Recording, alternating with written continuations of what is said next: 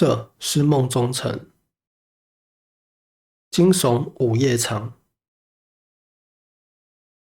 第14章报复。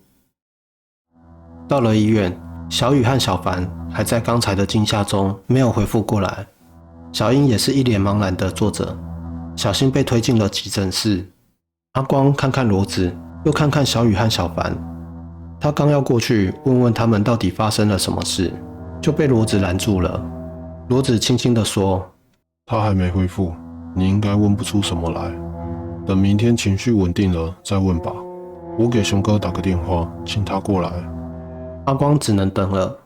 不知道过了多久，小新终于被推了出来。阿光和骡子赶紧迎了上去。医生怎么样？谁是病人的家属？一个医生问。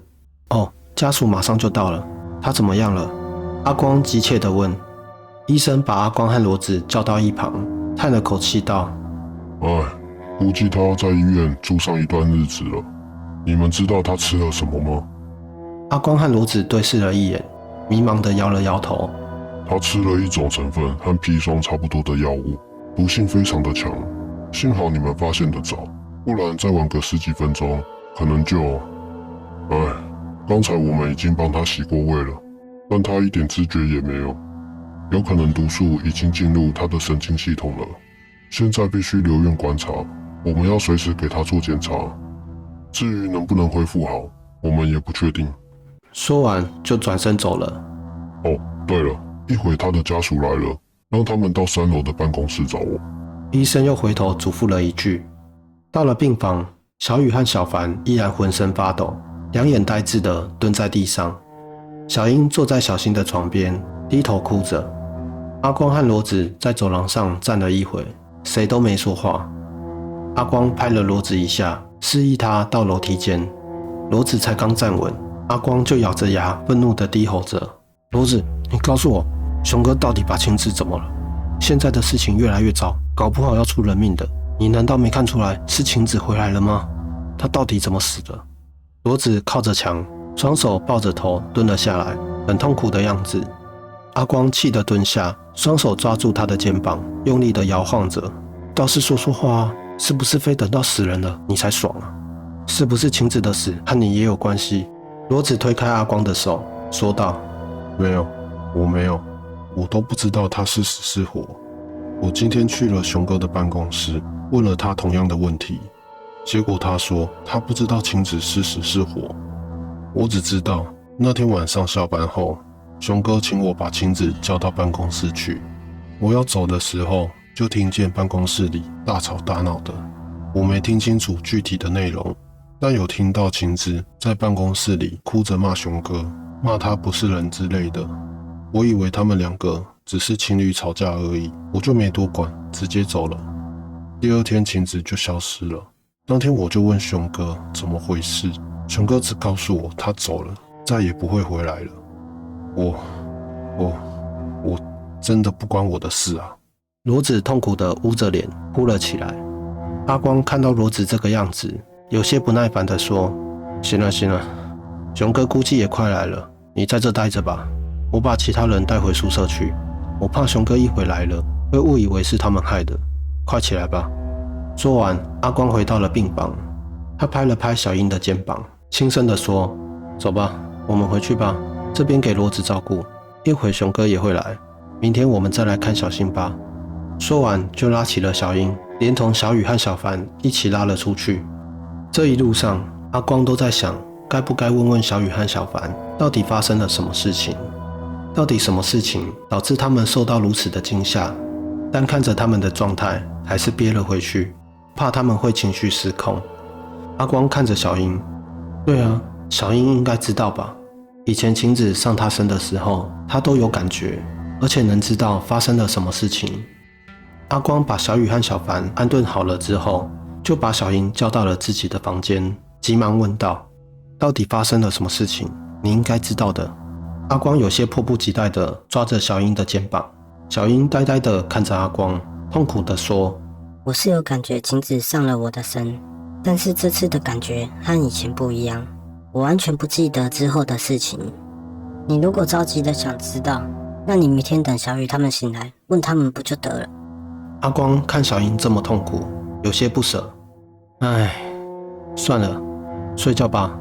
今晚你就在我这睡，别打搅他们2个了。第二天，阿光一起床就跑到小雨他们那边，还好他们已经起来了，而且精神看起来好了许多。阿光笑着走进去：“你们没事吧？昨晚到底怎么回事？能告诉我吗？”一提到昨晚的事情，小雨就开始哆嗦起来。小凡相对好了很多，他确切地说：“昨晚小英去洗脸的时候，我们就听见那间厕所里传出了歌声，而且是那首歌，就是以前晴子常唱的歌。那歌声悠悠的，我和小雨吓得坐在小新的那张床上，用被子盖着自己，我们都怕得要死。不一会，歌声停了，小英走了进来。她刚进来，小雨就问：“你有听见有人在唱歌吗？”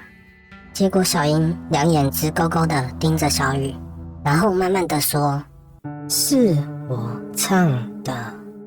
我以前不是经常唱给你们听吗？你们忘了？”